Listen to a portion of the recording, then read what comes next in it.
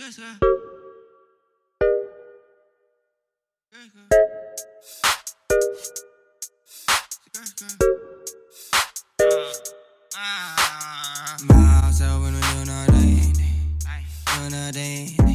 folks, welcome back.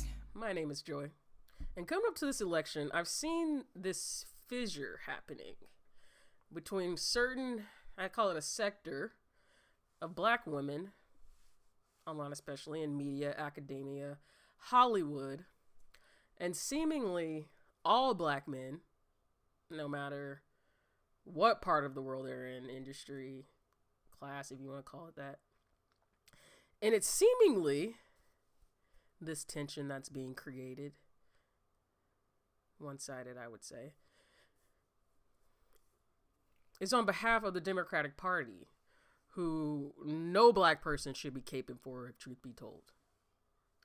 And I want us to understand, really, why this manufactured war between, really, to be honest, black feminists online, in the cynical sense of the word, whatever your worst ideas, whatever pops in your head, that's what I'm talking about. Those kind of black feminists. Online, these folks online, and the whole of black men.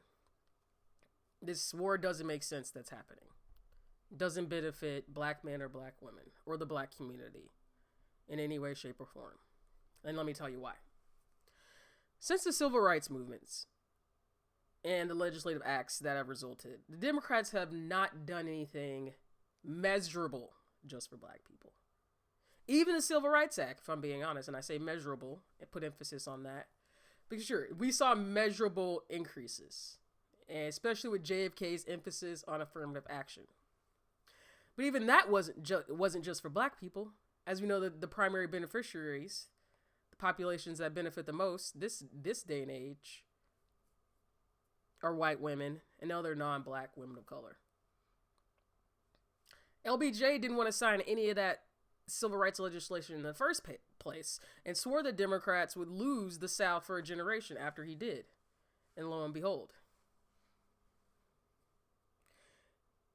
He's also right in that in this generation that's happened since the main civil rights legislation that I'm mentioning in the 60s, the Democratic Party has never put an election on the line for black people. They've never said, this is our party platform, and we're going to go out there and we're going to put set-asides just for the black population. And we want you to vote for us. Never happened. But they do know how to use black people as pitch people to turn out the vote. That's always happened. I ran across this interesting article when I was doing my research here, looking at 92 and Clinton and his election and Gore.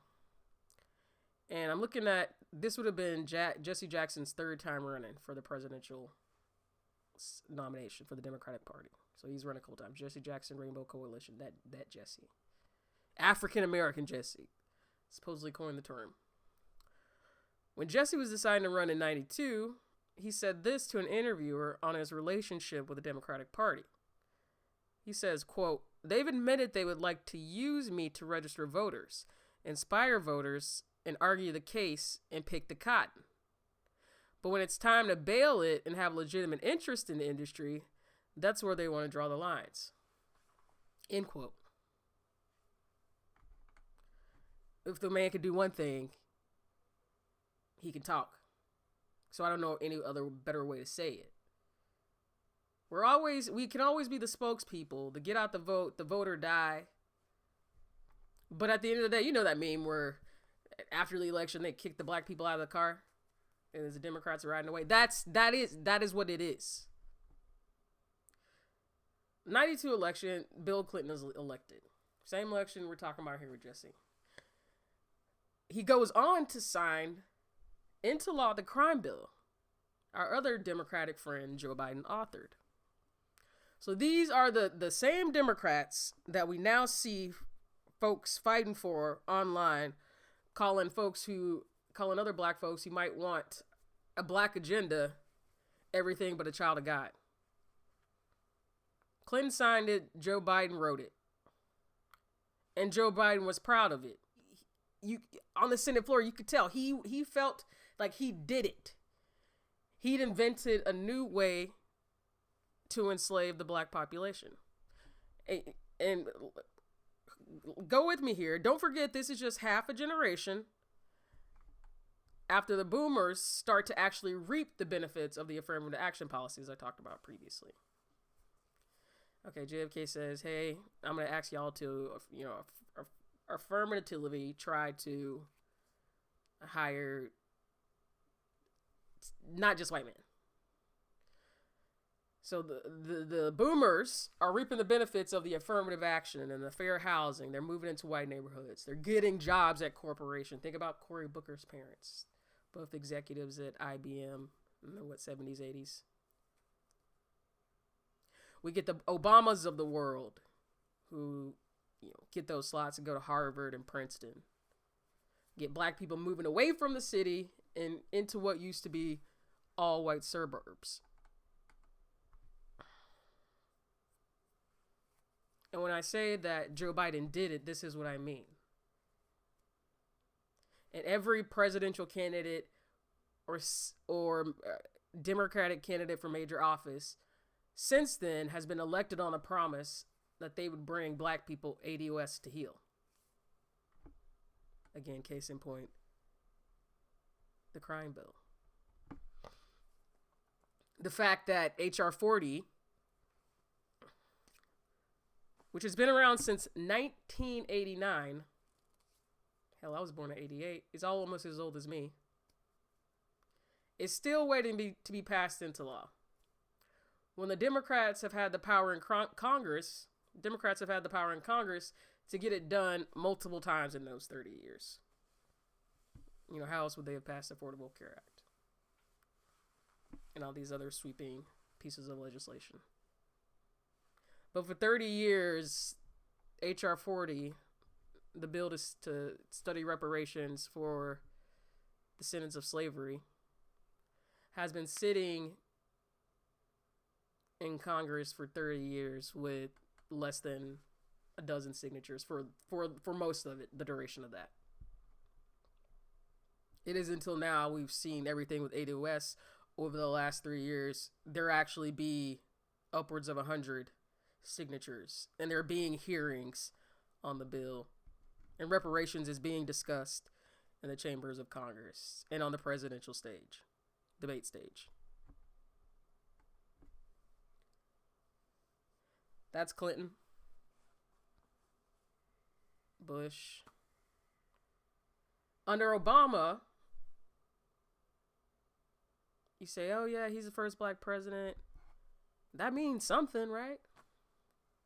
No, because Obama specifically said he's not the president of Black America or white America. He's the president of the United States of America, or whatever he said. So now, and he's not really ADOS. We know that too. So although he likes to say our ancestors, in reference to ADOS, he's not that. But Obama, hope Obama, hope and change. Yes, we can, Obama.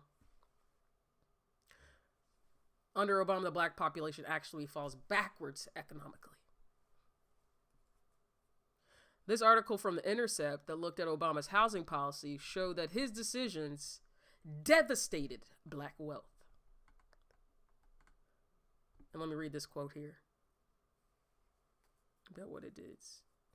Because if you don't understand the background, when we're talking about banks and who they're going to provide predatory loans to versus good loans, of course, we always get the short end of the stick. If you're going to cheat somebody, well, America's oldest punching bag. And so when you talk about policy that would benefit us during the housing crisis, of course, it's anything but what Obama did. And let me read this quote here. Quote, because African Americans were disproportionately victimized at all levels of the housing and closure crisis, they stood to gain disproportionately from any sensible policy response. But because policy was not sensible, because it was in fact a catastrophic failure, the first black president in American history was a disaster for black wealth, end quote. And that's what I said. Obama bailed out the banks. There is no stimulus check under Obama. I remember Bush providing stimulus checks during the crisis. And I remember Obama bailing out the banks. So even when he could do something to benefit African Americans, and not just African Americans at that, so when he could do something for the American people, and African Americans could gain something, Obama did the opposite. Instead of bailing out people, he bailed out power. He bailed out the banks. And so Hillary lost. We get to Biden. And I would be talking more about the Republicans, but we got the folks online, they're caping for the Democrats and wondering why Ice Cube would talk to Trump. So that's who we're focusing on today. Joe Biden and his team tell Ice Cube that his contract with Black America has to wait until after the election. That same Joe Biden, though, gives Cardi B and Lizzo a platform. Where's Cardi B's contract with blank, fill in the blank America? Contract with POC America. What plan has Lizzo presented? But these are the folks who were given a platform. What black men, for that matter, other than Obama, who is not ADOS, I'll say again, has Joe Biden given a platform to?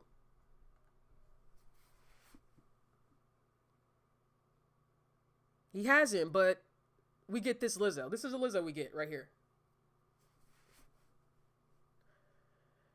When black women, ADOS in America especially, have been long characterized and portrayed and stereotyped as hypersexual tropes in movies, popular culture, we know we're not that. But again, Lizzo is representing black people because this is who gets to speak on our behalf. Cardi B and Lizzo. Cardi B ain't even black. And so we must talk about these issues. Black women have literally been sold for flesh. And instead of an intellectual conversation with Lizzo about possibly, I don't know, the issues facing people like her, black people, black women, you know, she could have been a Breonna Taylor, right? Instead of a message of inspiration, hope and change, a black agenda, Lizzo's up there twerking. But not all hope is lost. I saw this video yesterday. The video is of the 3 black women. They don't say if they're ADOS, not in the clip I saw. But 3 black women who are undecided so far as presidential ticket, top of the ticket. They don't know who they're voting for. And they were interviewed for a segment on MSNBC. So let me play that little bit of the clip. I am totally undecided. I'd write your name in at this point. Usually by now I would have voted already, but I'm just not comfortable with either one of them right now. What are you looking for? What do you need to hear? Let's start at the crime bill and the fact that he has not only not apologized, not only he has not only not rectified. Every time he reverts back to, well, it was the Black Caucus members in the church, but they were with it too. Okay, you fooled them as well. You know, you never said I'm sorry. You know, it's like I didn't do it. I want to hear an ironclad plan.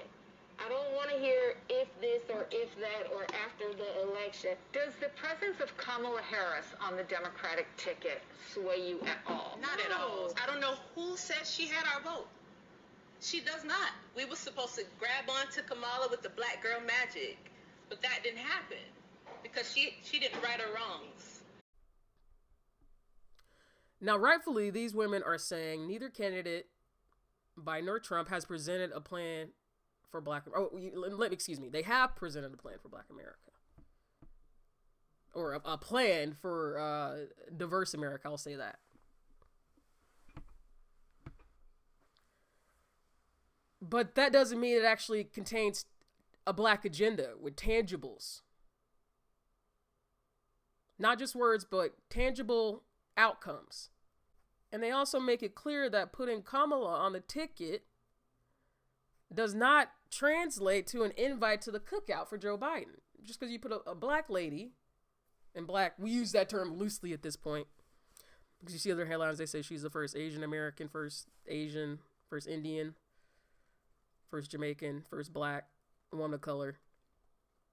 That doesn't, you don't just automatically like get the Black vote. That might have worked with Obama. We'll say, fool me once, shame on me. Excuse me, fool me once, shame on you. Fool me twice, shame on me. I think we're there. And I'm glad one of them even went as far as to dispel this myth that all Black women are somehow unified in body and mind by this mythical Black girl magic. Still, lots of folks online took offense that these women would dare have an opinion of their own, that these Black women would dare speak out and say that they're not voting for Biden automatically because Kamala's on the ticket or because he's a Democrat. Remember how Joe said, if you don't vote for me, you ain't Black? The audacity. One user posted under this video, these women talking and being interviewed, wow, where are Michelle Obama, Beyonce, and other strong Black women to convince them, I suppose. So this is what we have gotten.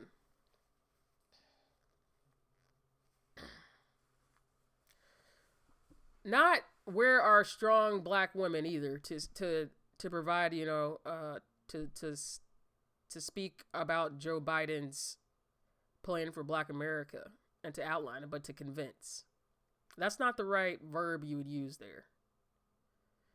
The second part of that is, what makes you think Michelle Obama, who has not held political office, Beyonce, who has not held political office, who are celebrities in every sense of the word, Michelle Obama especially lately, have any sway or influence in Black America when it comes to who we vote for? It's insulting. And that, listen to me say, and other strong Black women, insinuating that these three women conducting this interview are not strong, weak-minded in some way, that they don't have the resolve to vote for Biden, that they might question Biden's intentions. And these aren't Trump supporters we're talking about here. These ain't Trump supporters. They're not, no one's saying, why aren't they supporting Trump? These are the white liberals who are still mourning RBG's death. The ones with her in their profile pics. Who were crying in DC at the funeral. It's the anyone but Trump trolls who are doing this. Now, Donald Trump just met with an Indian nation while he was at a campaign stop in North Carolina. I'm not seeing any backlash. Look at this tweet here. Quick stop in North Carolina with the wonderful Indian tribe and guests. Then off to two big rallies in Ohio and Wisconsin. See you later. Where is the insinuations that the Indian tribe is ignorant or weak, or they need convincing?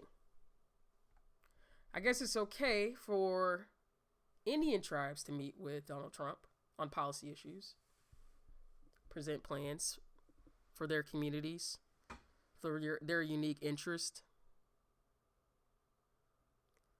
But when black people do it, when black people require it, when we say we're offering our vote in exchange for something tangible, it's a problem. I like this quote. I like this quote from Chewy Weeks here, said on Twitter. Perhaps talk to white Latinos and Asians. Black Americans are asking for an agenda. That's what we've only asked for. The least we've asked for. You skipped over what these women were saying to babble about nonsense. Listen to black women, but only if they do what you want, huh? That's exactly it. All the time, what have we been saying? Protect black women. Listen to black women. Breonna Taylor. Black Lives Matter. But only when they do what you say. And only when you can control them. But it's not just white liberals. As they say, it be your own kind. Jason Johnson had this to say. Tiffany Cross co-signing. I'm still up in the air about Tiffany Cross. Sometimes I feel like she's on point, and another time we see her retweeting some mess like this. I think it's a quote from an article Jason Johnson wrote. He says, quote, "We will not solve misogyny noir in 2 weeks, ignorance in 15 days, or political apathy by election time. But finding a way that we can interact with the ice cubes in the black community should be a long-term strategy instead of treating these men like punching bags," end quote. So, of course, this is in reference to, again, Ice Cube presenting his contract with Black America and not getting any positive reception from Biden, or kind of getting the Heisman, but going in and talking to Trump's team and them apparently using some of the plan, some of Cube's plan in their platinum plan. And this is what Jason Johnson is saying in response. So it's not even just the black women, it's black men at this point. This is what I don't get. This is what I don't get that you would do. Why equate black men, or black women for that matter, who want tangible policies from both sides, either side, a side, why equate those people with misogynists or call them ignorant or apathetic? When it's really, y'all are pissed that folks like Ice Cube, who are not in your club, your political club, your DC black hierarchy, this clique of folks who get access to the White House and get to talk about politics. How dare Ice Cube, how like a former gangster rapper, quote unquote, who has all this smoke for police, but it's play police. I've heard all these rebuttals that have nothing to do with what we're talking about. Folks like Jason Johnson and Tiffany Cross and Jemele Hill and Brittany Cooper are not intellectual critics.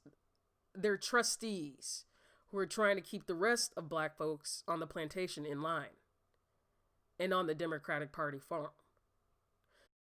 And instead of realizing that, we see the same folks, Jemele Hill here in particular, caping for Democrats, Lyndon B. Johnson of all people. She wrote her quote, "Lyndon B. Johnson would like a word about being the president who did the most for black people." Trump saying he's doing the most for black people. Again, I talked about Lyndon B. Johnson at the beginning of this thing. He signed the bill, didn't want to. Conceded that Democrats didn't want to. We get Steve Van Gundy, coach, white guy, in a reply. And this you ought to feel a damn shame to yourself when you got a white guy who gets it and the black woman who doesn't. He says, quote, "Looking at our history of oppression of black people from slavery to Jim Crow and lynchings to mass incarceration and police killing, the question of which president has done the most for black people seems irrelevant. No one, president or otherwise, has done enough," end quote. And that's what I'm talking about here. I did the last 50 years, but I could go back to the beginning of the United States and show that most of these presidents have set out to do more harm to black people than good, intentionally. And so I was looking at Brittany Cooper and Jemele Hill and Jason Johnson tweets, and I thought to myself, how is what they tweet different than what Candace Owens is tweeting? How is what they're saying less disparaging black men. We call folks like Ice Cube misogynist and ignorant. How are you better than Candace Owens? We have to realize that the Democrats are not our friends. The Republicans are not our friends. Policy is our friend. A black agenda is our friend. And we have to get to the point where we say, we're not going to keep giving our vote away and getting nothing in return. That's what I got, folks. Let me know your thoughts. I'm going to keep talking about the election. What do we have? 9 days left? 9 days till November 3rd. So it's getting hot in here. Let me know what you think. And if you appreciate the content, don't forget to also like and subscribe. And I will talk to you next time. Bye.